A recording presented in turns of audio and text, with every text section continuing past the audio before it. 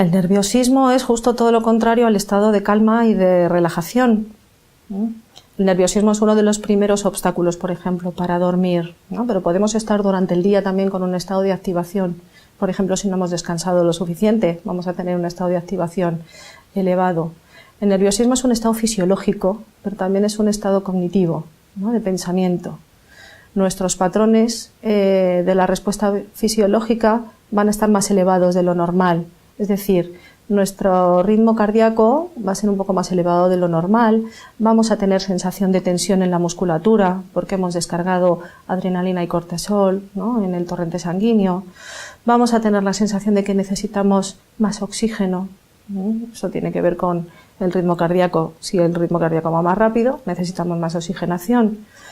Si no respiramos bien de forma tranquila y profunda, la respiración va a ser superficial, con lo cual estamos incrementando la dificultad, ¿no?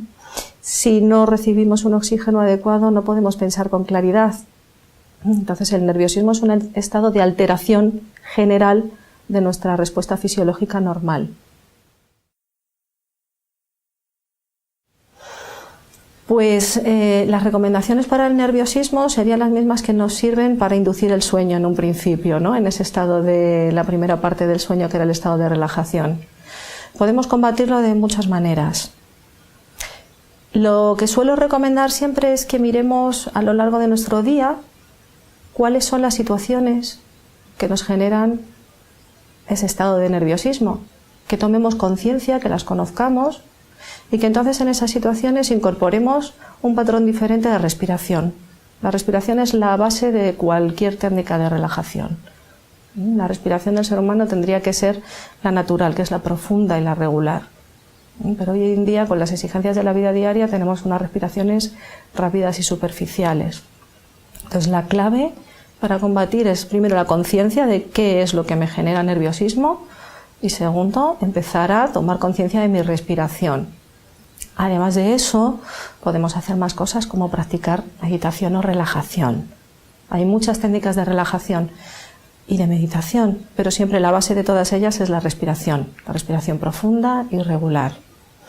Técnicas de relajación tenemos, por nombrar algunas basadas en la estimulación, en la tensión y la distensión muscular, como la técnica famosa de Jacobson, que consiste simplemente en eso, tenso y destenso la musculatura y tomo conciencia de la diferencia que hay entre tensión y relajación. Todo esto acompasado de una respiración adecuada.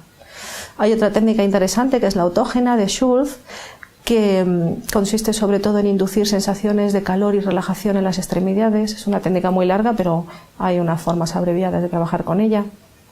Y es a través de la repetición de autoinstrucciones, como mi pie derecho es cálido y pesado, por ejemplo, ¿no? Pues eso con todas las extremidades, y al final acabamos con autoinstrucciones sobre cómo es mi ritmo cardíaco, pues que es lento y regular, mi respiración es lenta y regular. Bueno, digamos que son formas de sugestionarnos, igual que podemos sugestionarnos para ponernos en un estado de nerviosismo, podemos sugestionarnos para ponernos en un estado de relajación.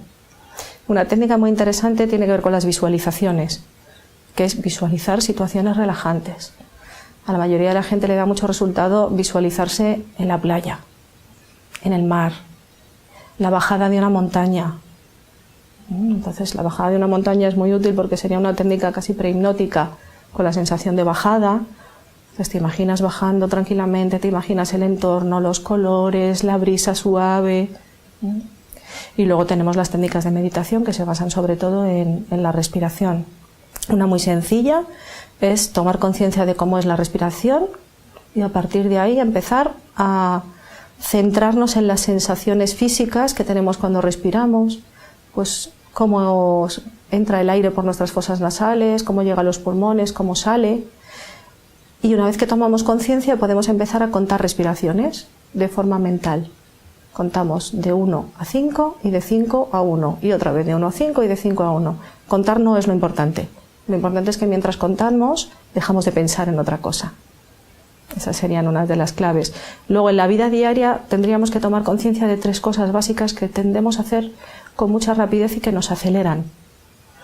Tendríamos que tomar conciencia de cómo caminamos y caminar más despacio, de cómo hablamos y hablar más despacio, y de cómo comemos y comer más despacio. Y con eso podemos hacer frente a casi todos los problemas de nerviosismo que no sean ya una patología derivada de otra cosa.